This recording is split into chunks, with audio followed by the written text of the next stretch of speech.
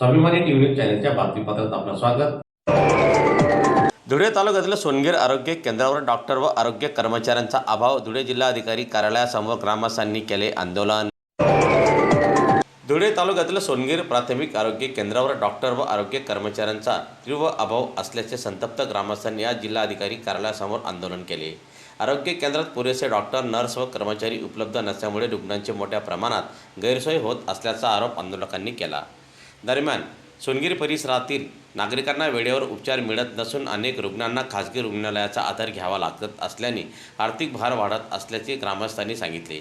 विशेषतः ग्रामीण भागातील गोरगरीब नागरिकांना याचा मोठा फटका बसत असल्याचे आंदोलकांनी नमूद केलेले आहे। दरम्यान यावेळी ग्रामस्थांनी घोषणाबाजी करत प्रशासनाचे लक्ष वेधले।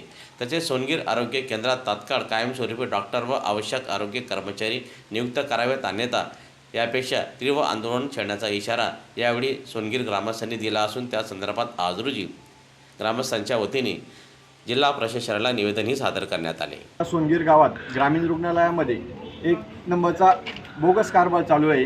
तिथले जे कर्मचारी आहेत ते सकाळी 8-9 वाजता येतात आणि 11-12 वाजेला परत त्यांचे चालले जातात। जे 4 ते 6 जी OPD चालू नसते।